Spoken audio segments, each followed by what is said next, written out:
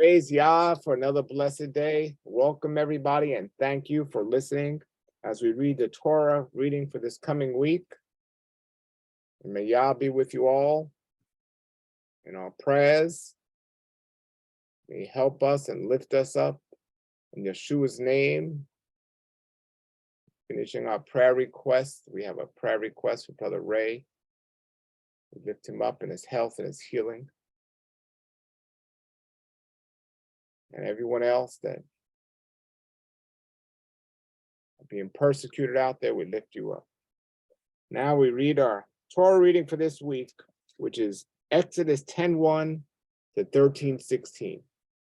Exodus 10:1 to 13:16.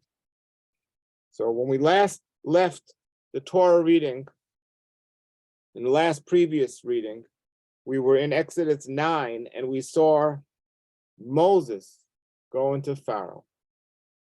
And Moses was telling Pharaoh to set the children of Israel free and let them go and worship Yah into the wilderness.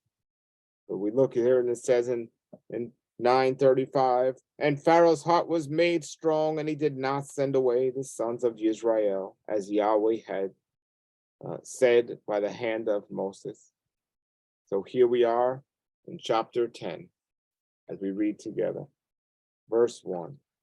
And Yah said to Moses, go in to Pharaoh, for I have made his heart heavy and the heart of his servants, so that I may set these signs of mine in their midst. And again, I don't think Yah was doing this only for the people of Egypt. I think he was making these things happen so the people of Israel could see Yah's hand working through Moses to prove to them as well, or show to them that there's only one creator. And to do that. And in verse 2. Now remember here in verse 1, it says, for I have made his heart heavy. Yah has a plan, and Yah is going to use people to fulfill his plan. It's very interesting to say, I have made his heart heavy. You know, and a lot of us believe that we have complete control over our decisions and our ideas and everything else. But some ways and somehow, Yah knows everything and every decision we're going to make. Yah here didn't say his heart is heavy. It says, I have made his heart heavy. Yah has created this Pharaoh in a certain way and put him in this timing, in this place, to use him to advance the kingdom of Israel.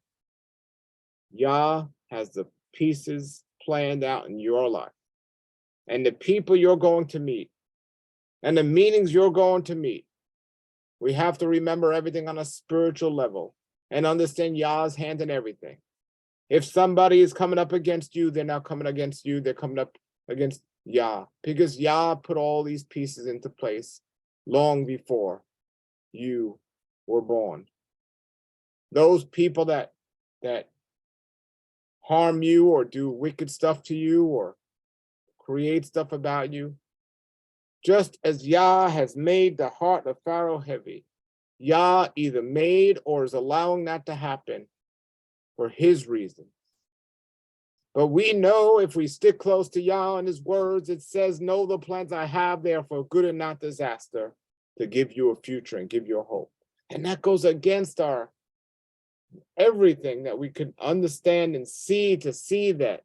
Why would Yah do that to us? Why would Yah allow that to happen? Why are we in this situation? Yes, we have to take responsibility. We have to be responsibility and doers of the word. We have to move forward and listen to Yah's instructions. And yes, there are consequences to sin.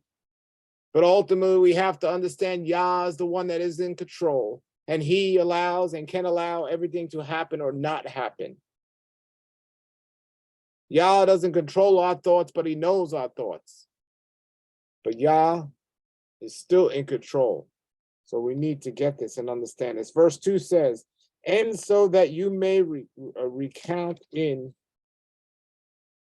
the ears of your son and the son of your son what I have exerted myself to do against Egypt, and my signs which I have done among them, and you may know that I am Yah.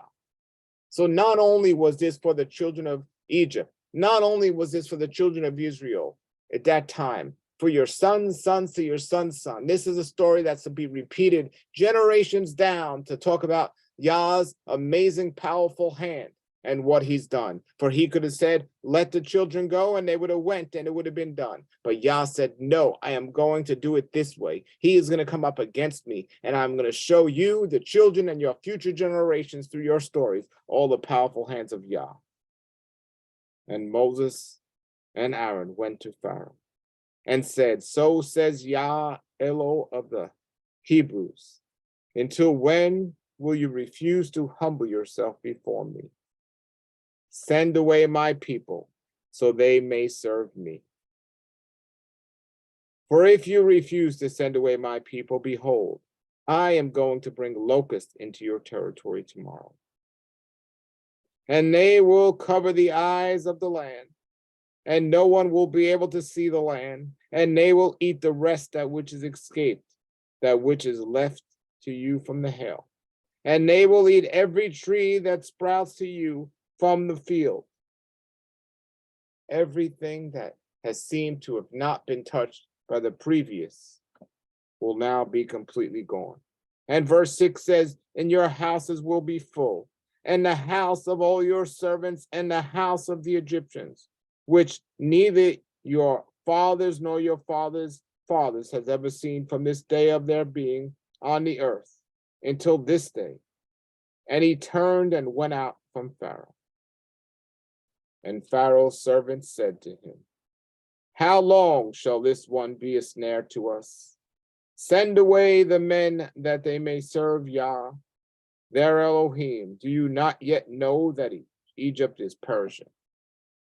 So now they were even get it. Pharaoh's servants were starting to see what was happening and to get it. And Moses said, we will go with our young and with our old and with our sons and with our daughters. We will go with our flocks and with our herds, for it is a feast of Yah to us. And verse 10 says, and he said to them, may Yah be so with you as I send you away, and your little ones. Watch, for evil is before your face. Not so. So he says, evil is before you, and he says, not so. You and the men go now and serve Yah, for you are seeking it. And he drove them out from the face of Pharaoh. And Yah said to Moses, stretch out your hand for the locusts over the land of Egypt, so that they may go up on the land of Egypt and may eat every plant of the land, all that is the hail had left. And Moses stretched out his staff over the land of Egypt, and Yah brought an east wind to the land all that day and all that night. And the morning and the east wind lifted up up the locusts. We see here, and this is such an important thing to understand, Yah has control over everything. The weather we experience and everything out there. And you know what? Just like Pharaoh's musicians back then were trying to mimic the amazing miracles that Yah was doing through Moses and Aaron, well, the same thing happens today.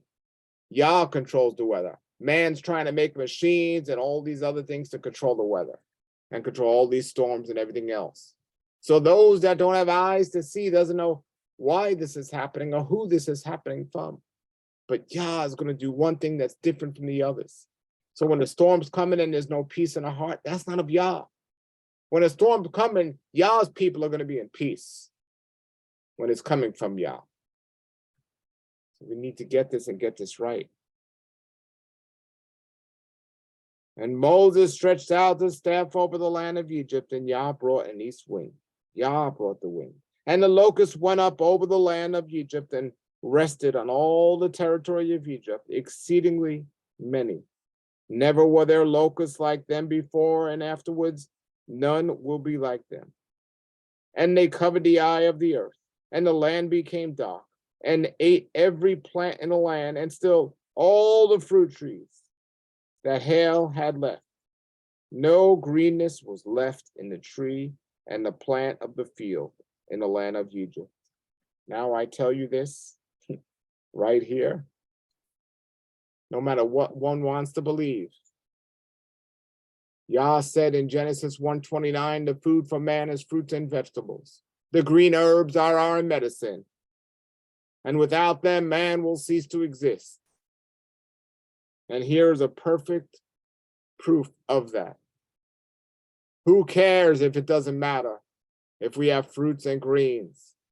But Yah said this will matter because this is one of the plagues amongst the people that will destroy them. Every plant and every green of the land will be gone. We cannot exist without that. And verse 16, and Pharaoh hurried to call Moses and Aaron. And he said, I have sinned against Yah, your Elohim, and against you. Now, pray, forgive my sins only this time, and pray that Yah, your Elohim, may take away me this death, may turn me this death only. May take away from me this death only. And he went out from Pharaoh and he prayed to Yah. Moses consistently in prayer with Yah. So wonderful. And Yah changed to a west wind, very strong, and it carried the locusts and threw them into the sea of reeds. Not one locust was left in all the territory of Egypt. And Yah made strong the heart of Pharaoh, and did not send away the sons of Israel. And Yah said to Moses, stretch out your hand to the heavens, so that darkness may be on the land of Egypt, and one may feel darkness. And Moses stretched out his hand in the heavens, and the darkness of gloom was in all the land of Egypt 3 days. Interesting, we get 3 days there. And they did not see each one, his brother, and they did not rise up each one from his place for 3 days. Yet to all the sons of Israel there was light in their dwellings. Wow. Wow. And Pharaoh called Moses and said, go serve Yah, only leave your flocks and your herds behind. Your little ones may go with you. And Moses said, you must also give our hand sacrifices and burnt offerings so that we may prepare for Yah our Elohim. And also our livestock shall go with us. Not a hoof shall be left, for we shall take from them to serve Yah our Elohim, and do not know with what we shall serve Yah until we come there. And Yah made strong the heart of Pharaoh. And just like we started this chapter, Yah made strong the heart of Pharaoh, and he was not willing to send him away. And Pharaoh said to him, go away from me. Be careful for yourself. Do not see my face again, for in the day you do, you shall die. Listen, if Pharaoh didn't kill them yet, he wasn't going to kill them at all. This was just an empty threat. But I love Moses' reply. And Moses said, you have spoken rightly. I will not see your face again. Moses wasn't backing down in fear. He didn't sound like that fearful man that told Yah, send someone else. I can't do this. I can't speak. Moses confidently spoke up to Pharaoh and said, you're right. I won't see your face again. Wow. What a powerful chapter. And we're going to continue reading tomorrow and this week, Exodus 10:1 to 13:16. This is the Torah portion for this week. All right, everybody, may Yah be with you. Hallelujah. Praise him. Have a blessed day. Shalom, shalom.